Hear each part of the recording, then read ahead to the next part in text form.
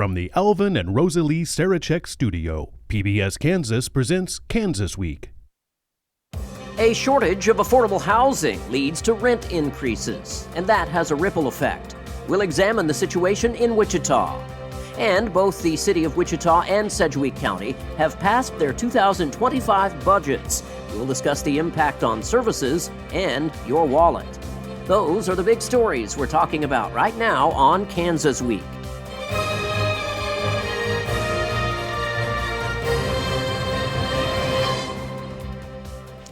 Hello and welcome to Kansas Week. I'm Jared Cerullo. Wichita Mayor Lily Wu was the lone vote against a $742 million Wichita City budget for next year. While the mill levy will stay the same, property owners will be socked with higher taxes due to rapidly rising valuations. The mayor, Wu, says that's unfair to property owners who are struggling to pay the bills right now. Cake's Jocelyn Schifferdecker has that story. Lori Mills' passion is helping people who are homeless. She wants the City of Wichita's budget to address that. We need it fully funded so that we don't just put people there and then we don't give them the wraparound services that they need. Homelessness is one of 4 areas the City of Wichita's 2025-2026 budget focuses on. The others are crime prevention, economic growth, and maintaining streets. The city says this is based off of what the community wants. You've had a number of workshops, we had budget roundtables, we had social media town hall events. Wichita Mayor Lily Wu says she also heard the public say it doesn't want its property taxes to increase. And with the proposed budget based off of increasing revenue taxes, they will. That's why she was the only vote against it. I have heard from residents in our community telling us that we need to live within our means. For example, if you own a $250,000 home in Wichita, your property taxes will go up about $60 next year. The council says balancing the budget is a balancing act.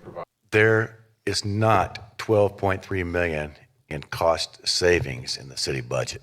This means the council would have had to find more than $12 million to cut from the budget. We also have a duty up here to make sure that the basic functions of government are met and that we're offering the services that our community expects of us. These services include police, fire, streets, water, and sewage. But it also includes places like the library and parks. I know people who use the library so that they can apply for a job. For some in our community, other services that we provide are essential.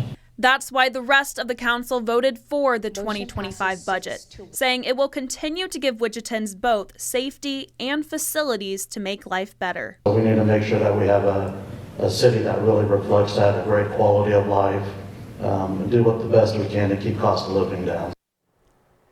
Here to talk about this and some of the week's other big stories are Sedgwick County Commissioner Jim Howell, Republican State Representative Nick Hoheisel from Wichita, Democrat State Senator Mary Ware, also of Wichita, and Cake News anchor and reporter Pilar Pedraza. Jim Howell, I'll start with you since you're on the county commission, and we'll talk about the county budget in a little bit, but what does the city budget mean to the county? Well, they have a very robust budget. It's big, but one thing I did notice about the budget this year for the city was it was essentially what they passed was a manager's recommended budget, and I think that both the city and the county do start with a recommended budget. But what Lily was talking about in her comments was I think she wanted some other options. I don't think she's actually saying that she wants to cut $12 million out of the budget, but she wants to split it with the taxpayers, and she didn't really have those options presented to her by the manager. And I guess from my perspective, we don't get that from the county either, but the commissioners take it upon ourselves to make significant changes to the budget, so we change it to what we want it to be, have a, if you will, a taxpayer's budget from the representatives, then we make it to what we think it needs to be, and then we pass it out because it's at least a better budget that represents our priorities, not the manager's priorities. What I saw happen in the city was they ended up with essentially a manager's recommended budget. I think I would have voted no as well. But in the idea of you're going to cut $12 million when essentially the city's broke, they have significant big problems. I understand how hard that would be to do that at this time. I think what the county did was split it with the taxpayers. What the city did was capture the increase. They can say, once again, they didn't change the mill levy, and that sounds really great, but the mill levy rate is really not a very good metric when you know that assessed values continue to go up year over year. In fact, if you look at their history, their mill levy has gone up about 2 mills over the last decade or so, simply because they've captured that increase, and technical adjustments have caused that to happen over time. So it is a higher mill levy, and people are under incredible pressure with property taxes. They need some relief. Yeah. Moving on to Representative Hoheisel, thanks for joining us, by the way. And we mentioned, we saw your brother in that package. Your brother is on the city council. And does he talk to you much about the budget? And do you have those discussions? Yeah, I actually had a discussion with several members of the city council, including my council member, Dalton Glasscock, on the budget. And I agree with Jim on what Mayor Wu was wanting. I would prefer if they had a budget that captures the whole valuation increase. That's what they passed. A budget that only captures half. And then a budget where they stay revenue neutral. And the reason I think this is a good idea is so Wichitans can know, okay, if you guys don't want to capture the full valuation, you want to stay at revenue neutral, these are the cuts that are going to have to happen. At 12 million, you're probably going to get into some public safety cuts. I think that's an area where most Wichitans do not want to get in. Now, if you only capture half the valuation, let's say it's only a $6 million increase, you scave off the cuts to public services, emergency services, but then you may get into cuts at parks or libraries. Is that an option that Wichitans want? I think doing something like Mayor Wu is suggesting brings more transparency to the budgets and on how local tax dollars are spent. Yeah. Senator Ware, we saw Dalton Glasscock, the city council member, bring up a number of small items that he thought maybe could be cut out of the budget. But from a planning standpoint, is this the right time to be bringing up all of these options? Because that budget is planned for months, 6 months before it's voted on the final day, and that final day was yesterday. Right, and I agree that we probably ought to be looking more long-term than short-term when we're looking at budgets. One of the best ways out of a budget issue, and it's a tough balance for sure, but one of the best ways out of that problem is to grow the economy. And one of the critical things to be able to grow the economy of whether it's Wichita or the state of Kansas, whatever, is to have the amenities, the quality of life pieces in place, like public art, parks, recreation opportunities, that sort of thing. Those can look frivolous, but the truth is they're critical to being attractive to investment, to new businesses coming in. Yeah. I think that's the solution. Right. Pilar, she mentioned, those types of things, parks, libraries, those are always at the top of the list for the first thing to cut when we talk about budget problems, unfortunately. It's one of the things that tends to separate your two parties, Democrats versus Republicans. Both agree we got to balance the budget, I think.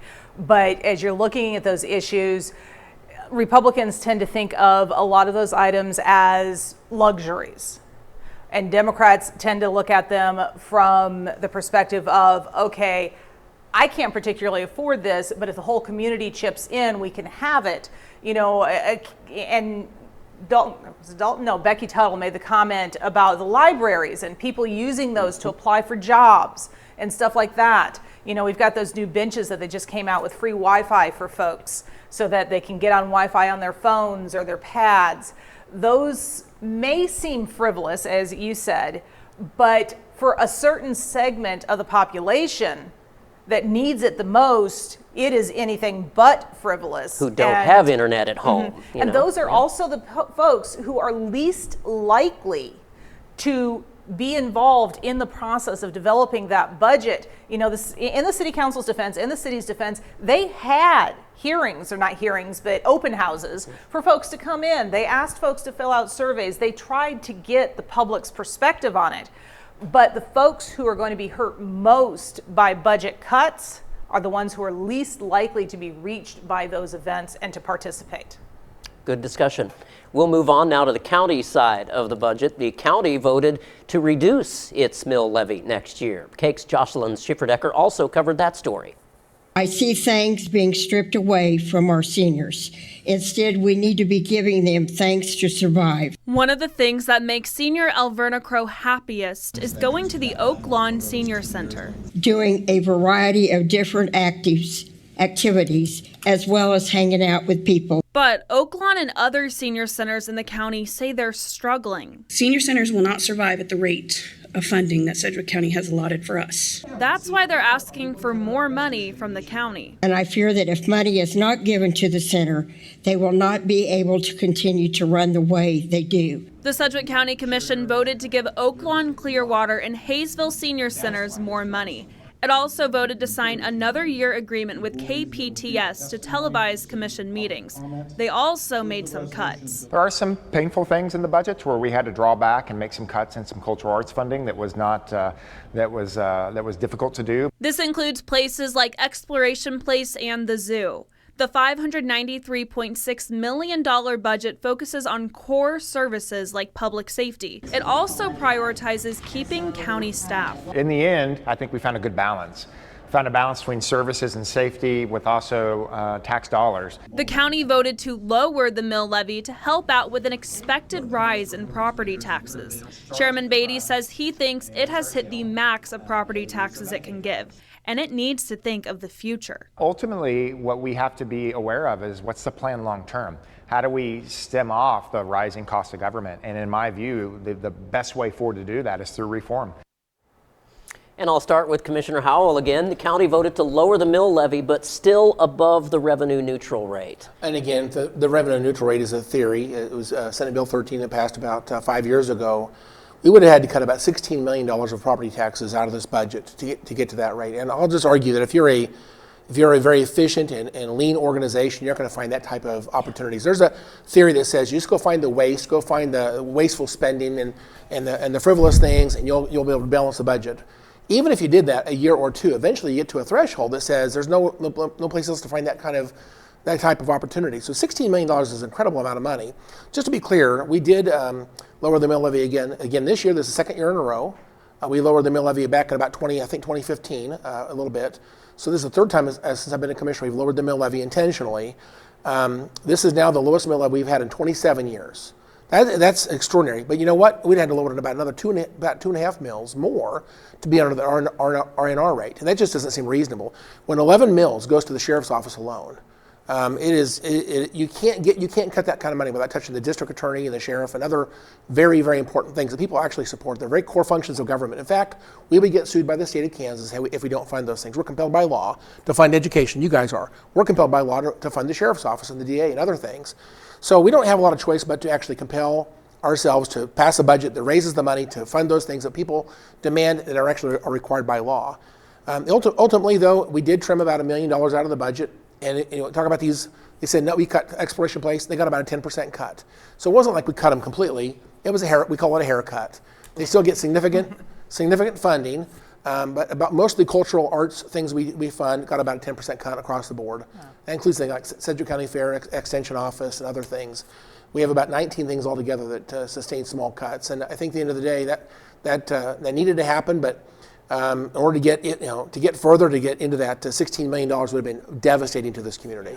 And one other thing before I move on, one other thing I want to ask you about is there was talk in the previous couple of weeks about raising a sales tax instead of using property. What happened to that? I'm so glad you asked. The idea is not to raise sales taxes to grow government, but to raise sales taxes with the intention of moving things that are currently funded through property taxes, moving those over to sales taxes, and lowering the mill levy rate on purpose. And so it's a change on where money comes from.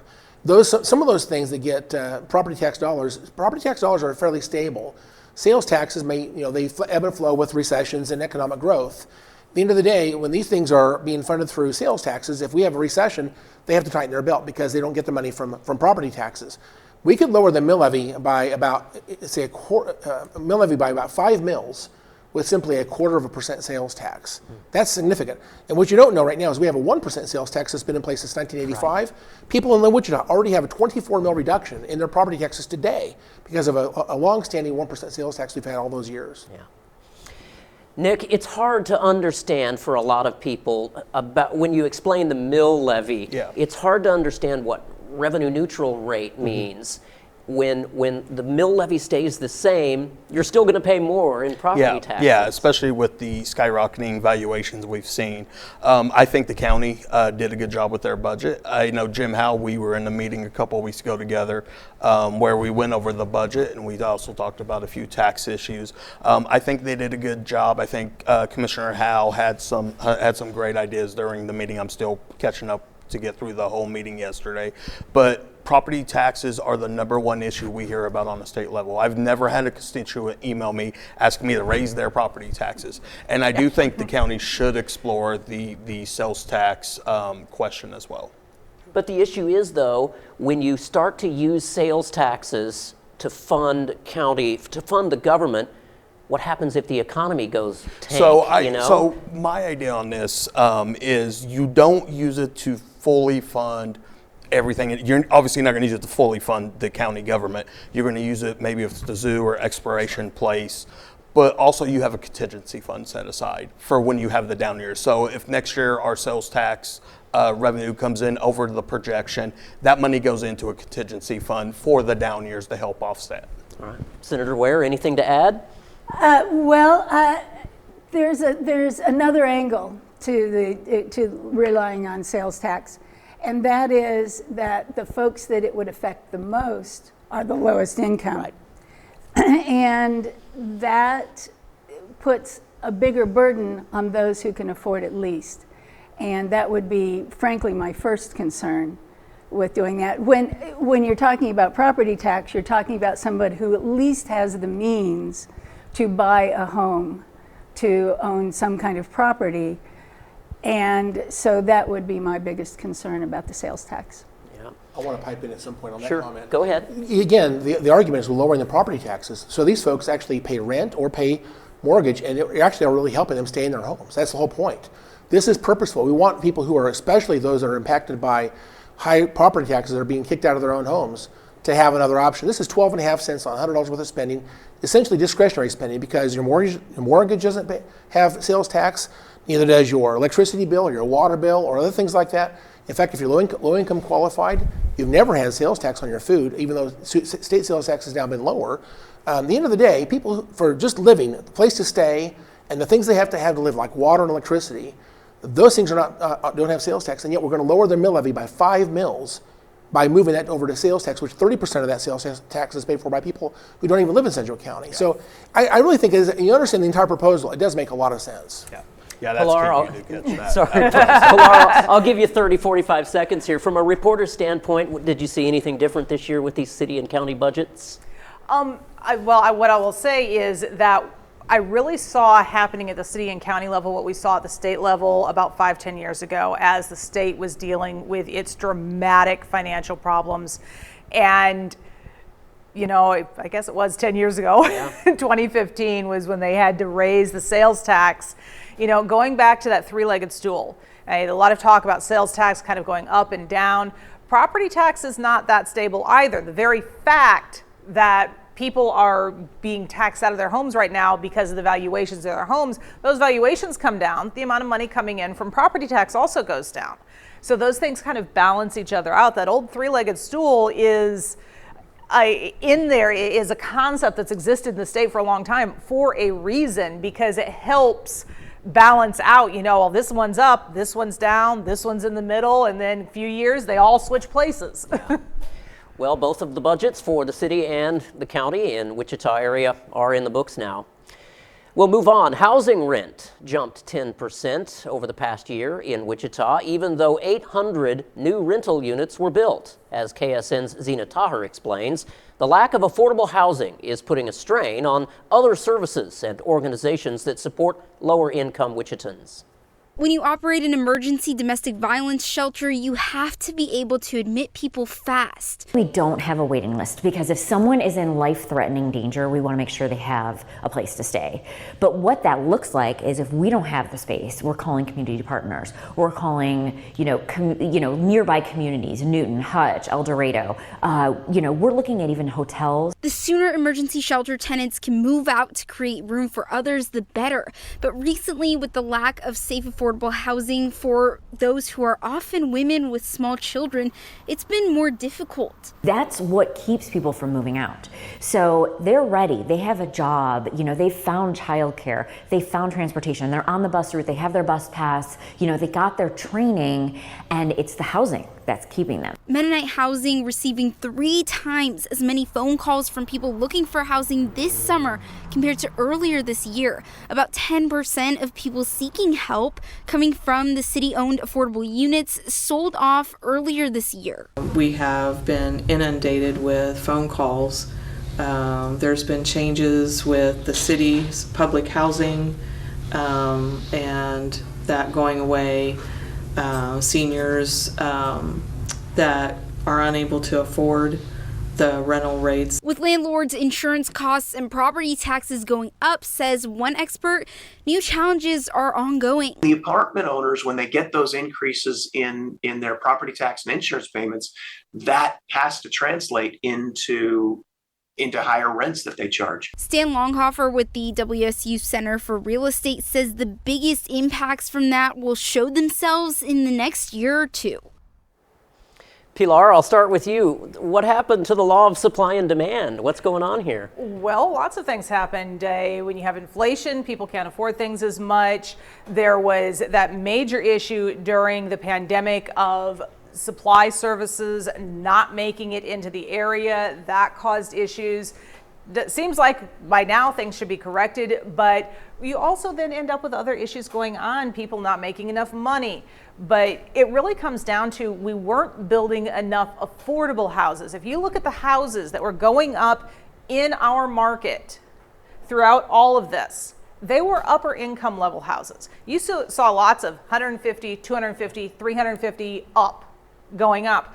But affordable housing for most people is that $50,000 to $100,000 range. And you're not seeing houses like that being built these days. And many of those people rent too. They don't have another choice. Well, if you can't afford the $250,000 house, then you're going to have to rent from somebody. Yeah.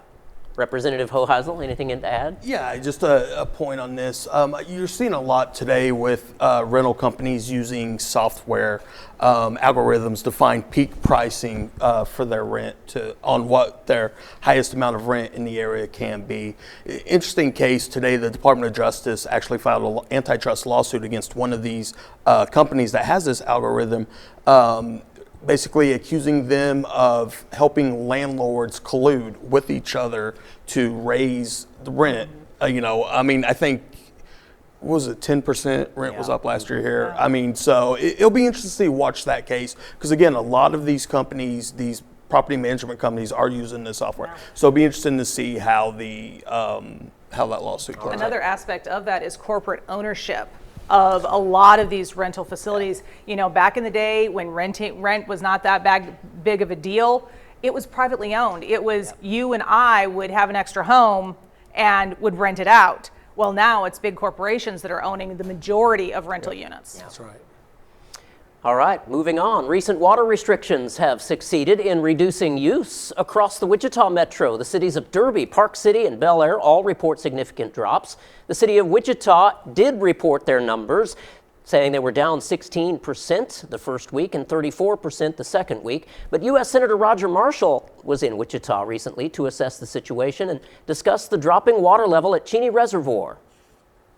Over 20 years ago, I felt that water and a lack of people with the jobs we had were the biggest challenges Kansas would face over the next decades. Although Kansas Senator Roger Marshall wasn't expecting such a huge drought to hit the city of Wichita and its surrounding areas. Probably the toughest situation in the state right now as far as the water drought goes is right here in Sedgwick County. The city says it is seeing a difference from the mandatory water restrictions it began 3 weeks ago. But what it really needs is rain at Cheney Reservoir. And Mother Nature is not delivering. This is the lowest that we've been in 11 years. That's why Marshall led a roundtable discussion Monday afternoon in Wichita. City leaders joined together to talk about how to save water and learn what's causing these low water levels in the first place. In short, the reservoir needs rain. Even with normal water production, experts say it will take years for Cheney to return to normal. So we need to continue to add more conservation practices. Marshall says it's good Wichita had a drought plan and is following it. He hopes other cities follow its steps. He also wants to see more cities use recycled water. My goals is to make sure that not one drop of water leaves Kansas that isn't recycled, and that's becoming a reality. Wichita says it is already using recycled water in several ways. It continues to find more ways to save water. We're doing things differently with landscaping, with grass management, with watering our golf courses. They're doing a lot with the golf courses now to be a lot more drought tolerant long term. And Pilar, you mentioned you covered this story over the last few days. What's happening? Yeah, the city making its announcement yesterday or Thursday about the changes that it has seen. A lot of complaints. We got a lot of comments in the newsroom about, what if I have a automated system and it can't tell, I can't turn it off now if it's raining on the only day that I can water and stuff like that. But the city says that overall things are working out pretty well. They've only done 165 citations, and those are just warnings. Yeah. They have not actually fined anybody yet. 165 warnings, that's out of 500,000 customers. So things seem to be going pretty well. As you said at the beginning, they had big drops. That 16%, that already sounds like a big number. That's 65 million gallons of water that didn't get used in that first week. Yeah. And more than double that the second week. We're headed to the right direction, that's for sure. Senator Ware, water conservation is always top of mind, especially in western Kansas, but now we're dealing with the city of Wichita, a metro. Yes, absolutely. It is a statewide issue, and there isn't anything more basic than water, right? Quantity and quality. One of the things, especially when we bring it back down to Wichita, that I found being on the Ag Committee when we were working on the big water bill a couple of years ago, is the city of Hays has implemented a broad array of efforts to conserve their water use. They have had very, very restrictive water availability for years. And they're doing things like rebates for the right kind of plumbing and appliances and education, things like how to mulch, and they do, as Senator Marshall said, the reusing the semi-treated water for landscaping and such. All right. All right, well, that'll have to be the last word for this week. I want to thank our guests, State Representative Nick Hoheisel, State Senator Mary Ware, and CAKE's Pilar Pedraza for being here, as well as County Commissioner Jim Howell. We also want to thank CAKE and KSN for sharing their stories with us. You can also email your questions or comments to us at kansasweek@kpts.org. I'm Jared Cerullo. Thanks for watching. We'll see you again next week.